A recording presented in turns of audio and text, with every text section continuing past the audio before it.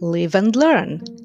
Welcome to Season 2 of our weekly conversations about living, learning, teaching, and intercultural communication. We discuss cultural awareness and diversity, education and mentality, and we never really know where our talk will bring us in each episode. So, we just follow our curiosity and invite you to join us.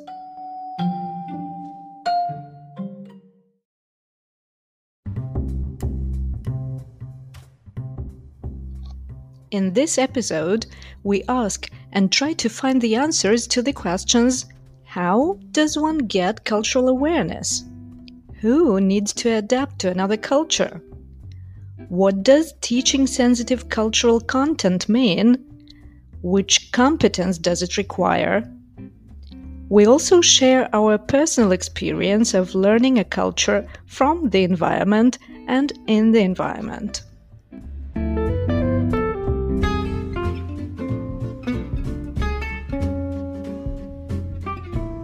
Why are we supposed to learn how their culture operates? Why don't they learn how to operate with our culture? And it's so important to go and dig these things. You know, you mentioned a very specific word here. You mentioned the word sensitive. And I think this is something that exactly what intercultural communication is all about. Last week there was a interesting seminar, webinar. Rob Howard, hi Rob, was holding it, and he was trying to say how much the intercultural communication damages the business, how much new things are coming up to the culture, that it evolves. You can teach, like every week you can teach a new bit of the culture. He's an American guy living in Poland, and he's been teaching in Brazil, in Poland, in I don't know, in a bunch of countries. And he keeps on saying that it's not enough to teach this general level of culture to business. You actually need to get those case studies according to where business operates. And because it evolves, it's impossible to use the books which were like years ago. But what is as well I would love to mention here is that it's not only the situation that we need to learn specific cases, but what we discussed with one of my business English students last week is that bringing up the cultural awareness as the first skill for people doing business, international, online, global, I don't know, with somebody else.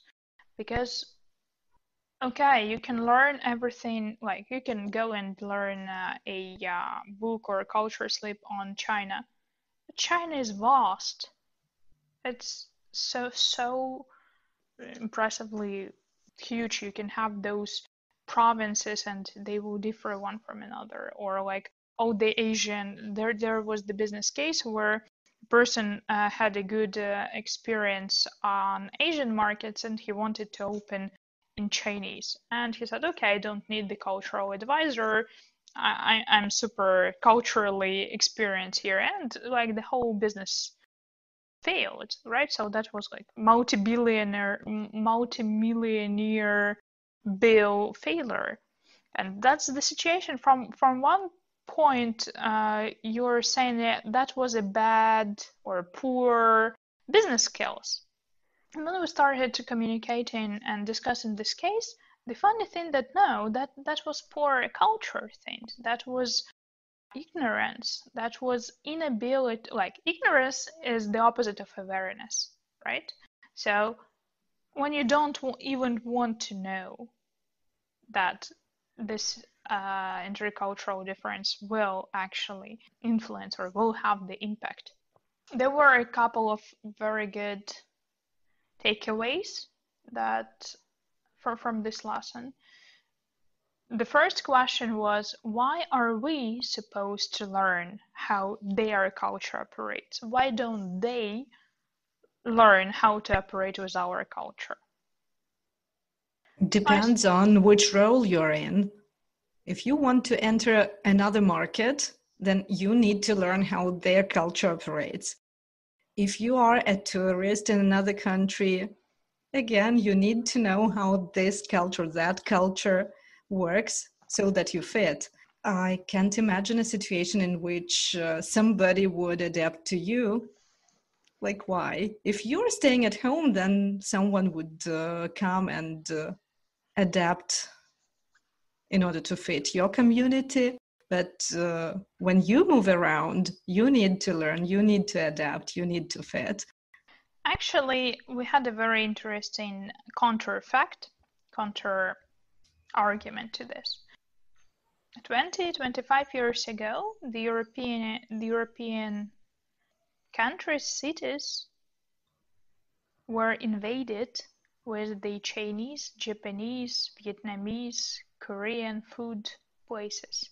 And they were creating, and you can see here in Berlin, for example, or back in Ukraine, they tried to create a little island of their culture, the light that they have in their restaurant, the way they serve, what they serve, how they serve. They don't want to adapt.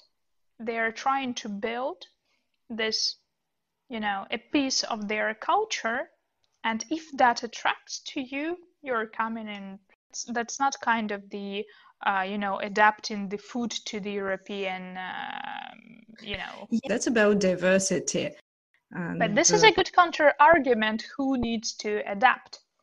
If you don't adapt to local laws, your business will fail. If you don't adapt to till which time you are allowed actually to play music in your restaurant, you will fail, etc. So these are also cultural things. That's behaving according to the rules. But what I'm trying to say is that you wouldn't change the toppings according to European tastes if you're serving Korean food, right? Because that wouldn't be the Korean food any longer. So basically, there wouldn't be what to sell. We came up with the idea that if you are aware of these cultural differences and you are ready to take the risk, then you are invading. No? Maybe. I'm thinking about other things that have been happening culturally and locally to Italian pizza. I'm getting back to this. So please do. I need to apologize to our Italian listeners. You don't want to hear that, so please go 2 minutes further, because I'm going to mention Sicilian pizza, the ingredients of which are chicken and pineapple. Isn't it pizza Hawaii?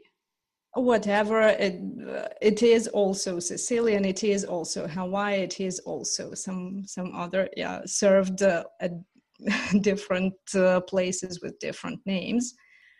And if you're an Italian listening to this, there was a disclaimer. I said I apologize. This is something that that hurts so badly, because you cannot have a pizza with these ingredients, possibly. No, it's a complete no. Still, pizza travels around the world, and the US has been very welcoming. So they've created so many different types of pizza, and they're very creative with ingredients. So then when pizza travels back to Europe and finds all these different forms and ways of being served, etc., that, it hurts those who were in the origins now of this food. But then it takes other forms, other shapes, other Like, Yeah, are you talking variety, now about the etc. pizza Americana Uh, with the fries all over it? Horrible to me Well, personally, but it's served in Italy too, like pizza americana, French fries, and sausage. Like uh, fries are all over the pizza, just all like over the pizza. instead of Yeah, yeah. rucola. It's So actually it's interesting to know if such pizza is served in California, for example, like, or in Washington, or like if they've ever seen a pizza with uh, fries all over, which is called pizza pizza americana. americana. Okay, and that's a I don't know call to if, our listeners from California. Please let us know whether you have this kind of pizza served at your place. yeah, that's true, because like it is just impressive because like, What would be Ukrainian pizza? my goodness, come on, just don't start it. Like, that would be something completely different, because then It's a okay, we different we can topic. we can Okay. start joking about then German pizza, or I don't know, pizza from Alsace, and saying Flammenkuchen is a pizza, but then we Yeah, are okay. risking that all the Yeah. nations But will hate us and will say, okay. "Oh no, I'm not going to Oh listen no. to this Oh no. podcast any longer." Not this. Yeah, I remember our friend's reaction to the photo that we took of Flammenkuchen, Hmm. and she reacted to this saying, "Oh, raw pizza," Why is it raw? because it didn't seem like baked or like Why? it was very light. It had very light color, and Ah, okay. somehow it seemed raw pizza. And how did I come to this topic? That adapting, yeah, there should be a good measure in everything. Bringing your culture somewhere and invading, or on the other hand, adapting and understanding the mentality of the place where you are. Then if we get back to teaching these cultural aspects, so with Italian, I'll say again, you can start at very early levels and add up step by step some of the cultural things until we go to more advanced levels. And when we come there are some more complicated cultural topics like Italian immigration, like Italian mafia, like other sorts of things that can be painful for Italians themselves.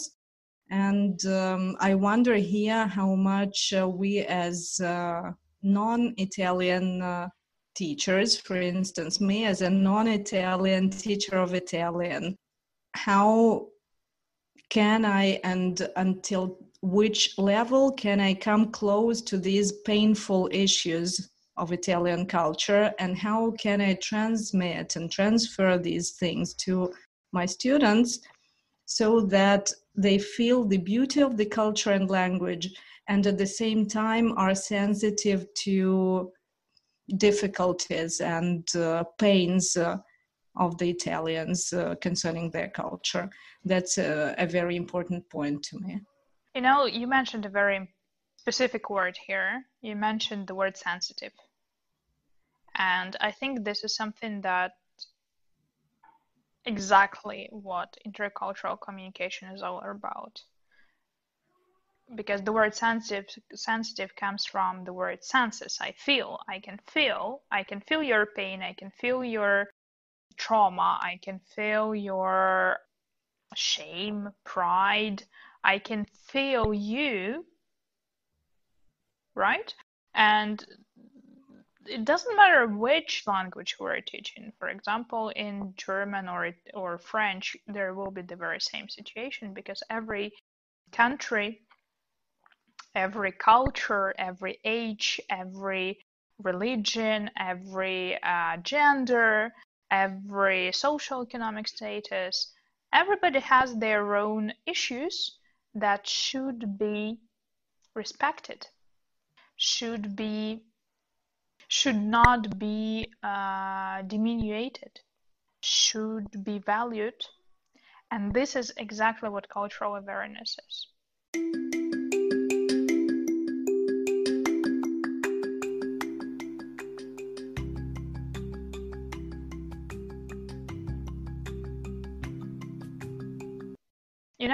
in the university back in Dnipro, our intercultural course that I was teaching was something like 54 hours of lecture time.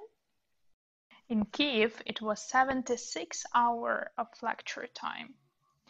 And here it is something like 18, somewhere maybe 36, 30 hours, 40 hours. But sometimes it's not even there at all. So this becomes a part of the language course, because not everybody goes to university to have the whole course with the theories, with the big names in intercultural communication, and trying to apply theoretical knowledge to the cases.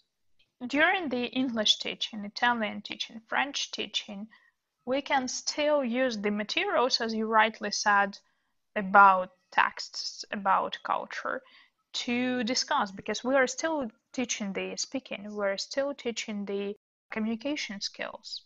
And it's as much as we're doing the, I don't know, dialects on every topic, starting with like food, going to bakery and so on, it doesn't really matter which nation you are as a teacher. So you're not supposed to be a native person to teach language, as well as to teach culture. Yes, of course, as a native, you will know more. But as a qualified teacher, you know how to bring this specific theories, facts, case studies, workshops, whatever, to the people so that they at least are aware and sensitive about it. Because that's the best thing to teach. There are a gazillion number of cases. You're not going to teach every. But the principle behind it, that there are different cultures who react differently to time, to scheduling, to making a decision, to getting feedback, getting criticism. There are different cultures who, for example, avoid negative answers.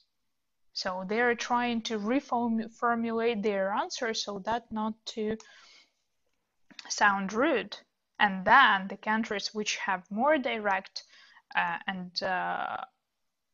like low profile cultures or whatever, I'm not going to go to the terms, but with more direct communication, they don't sense that there was a no. And this is something that we can teach about awareness, what to focus on, what to take it, how to get prepared. So the takeaway from the international culture course, whatever lens it is that I, as a person who is going, for example, to China, to Beijing, to Dubai, to Mexico, to Copenhagen, to, I don't know, to South Africa, anywhere I've never been before. That's my responsibility to get to know how am I supposed not to be rude, not to be aggressive, not to be hurting, not to be taken as a stranger, not to be taken as a enemy, right? So it's our responsibility to show goodwill and awareness where I'm coming, what I'm doing, why I'm here, and I'm here to respect you. It can be very tribal, it can sound very tribal, right? Like back centuries, but it is showing goodwill that I come to you. I do not come to ruin your culture, I come to respect your culture, and that is a good thing because you are showing that you're a guest. In like if we just minimize all the ideas from traveling abroad and so on, like when you're coming to somebody's house, you ask, should I take my shoes off or not? What are the rules here? For example, in Corona time, So how are we going to greet each other? Because there are specific rules right now, and that is not something that we got used to. We don't know how each family reacts to this. So do we greet each other with elbows or with sneakers? Do we still hug each other? And also, that's a normal question right now when we meet people. Like, hi, hello, so happy to see you. How do we greet each other right now? So we're trying to formulate the culture deal, and like, you are coming to my house, that's how I serve you, this is how I treat you, but I'm showing this from the goodwill. So if you are disrespecting me, then there will be misunderstanding, miscommunication. That's at the same time the same thing interculturally. If you are coming to make business in my country and you do not respect me, you see the allusion to which quote it is. You come to my house and you do not respect me. So we come back to Italian. Tell me, The Godfather. We've mentioned how and when we start to teach international communication or business communication when it regards English as a second language or foreign language or another language. And then we also mentioned Italian and coming closer to understanding Italian culture when we learn and teach Italian. What's your experience been with German, for instance? Have you been taught basics of culture as well as language in your language course?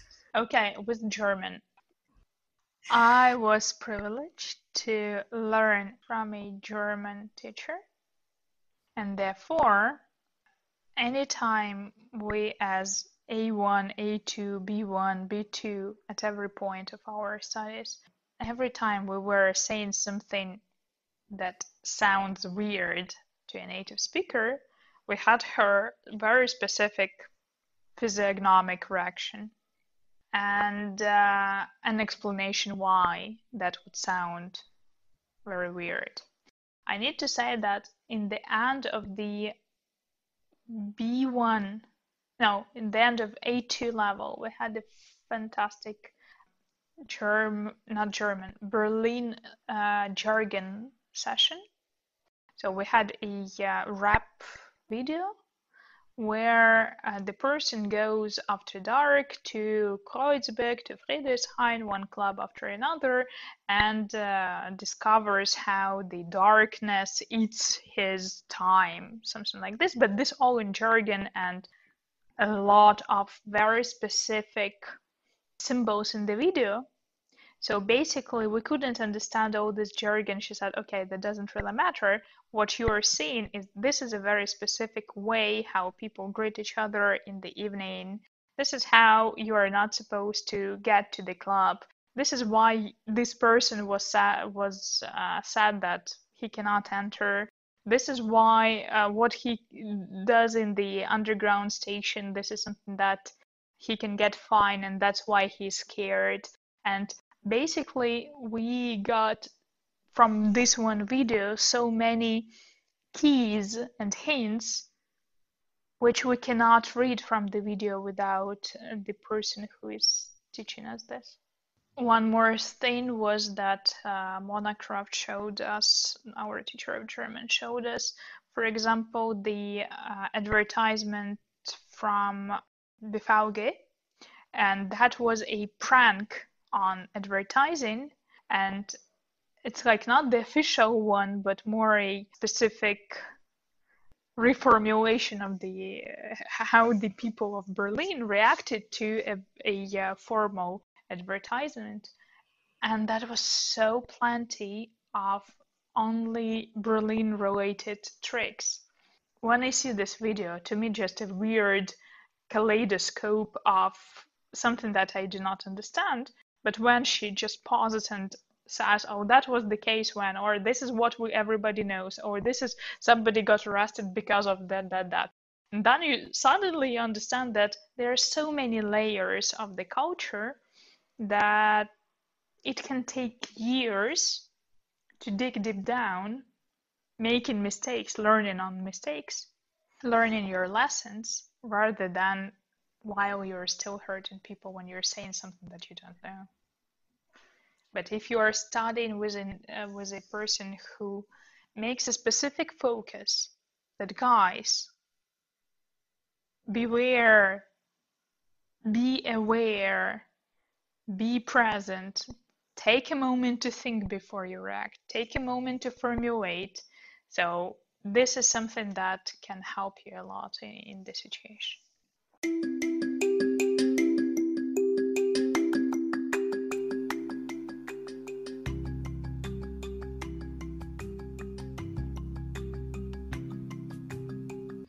I had similar emotions, I guess, when in our Italian course we went through the text of a famous song, Lasciatemi cantare l'italiano by Toto Cutugno.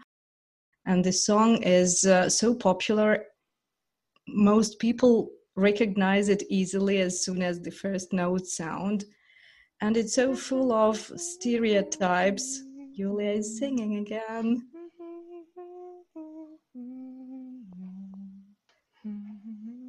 It's so full of stereotypes about Italian lifestyle and Italian culture. But the deeper you go into the text of the song, the more things you get aware about concerning the culture, again, concerning the pains, history, reaction of the Italian people to some problematic issues of the society. And it's so important to go and dig these things. And I'm still so grateful to this teacher for having uncovered and discovered these things together with us. Another thing, coming back to a German course, was in our Leben in Deutschland course, which is a part of an integration course where you learn laws and some regulations. This is the exam you need for applying for citizenship in Germany. And one of the teachers on this course was very open about talking about mentioning her personal reactions to the fall of the Berlin Wall. And it's not just history anymore. It's also connected with personal perception of real people who remember living in the German Democratic Republic and then remember the fall of the wall and then rediscovered themselves as Germans as part of a wider society after the unification of Germany. And coming close to this personal experience of people who are open to share it with foreigners opens up much. Then I start thinking, okay, is it possible to put these things on any book that teachers of any language as a foreign language could possibly use in class? They do. And this is what happens. We have the interviews of people as texts. We have the specific research when it comes to learning some higher levels. We still have so many culture-initiated texts. And this is the beauty because it doesn't really matter which text you are taking, right? To teach you skimming, scanning, or summarizing. So it was really smart for the EOT Society, English Language Teacher Associations, to bring the questions of the culture into these texts, into the listening, into the interviews. We still have, when I was learning, for example, German course, all the texts are about culture somehow. Some about history, some about people, some about how they feel hurt that the Germans are now known as the worst country to make friends. And they say, no, that's not true. But when people make the interviews and asking, when did you make friends? And you have a video of German people actually admitting that, oh, on the second thought, I have all my real friends coming from school. And yeah, most probably the people who are coming to the country, they had never had experience of being as a part of the school in Germany. So basically, what happens is that the German people rediscover the stereotypes about them to themselves. I had a very interesting dialogue a couple of weeks ago with a person from international university. We were sitting in a company where everybody comes from country which is not Germany and speaks at least two languages which is not German. So we are sitting like a mixture of all the possible cultures in around one table. And this person from Germany says, I feel so underprivileged next to you because I'm not such an international person. And he says, so what's your experience? So, well, it's super cool, super interesting. And then they started speaking about specific things like, for example, paying for the radio tax, radio and television, that everybody has to pay 17.5 euros without any try to, to escape it. Like, I think Horrible. it is. So this is a part of the culture. This is something that people think that it is much cheaper to pay 17.5 euros per month than to have a oligarch owned television.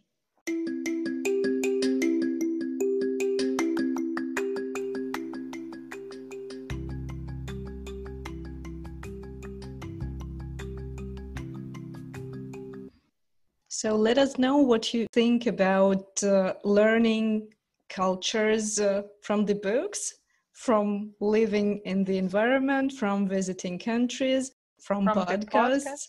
What are your favorites in coming close to cultures? Come to our social networks. Let us know what you think. Live and learn. Learn and live.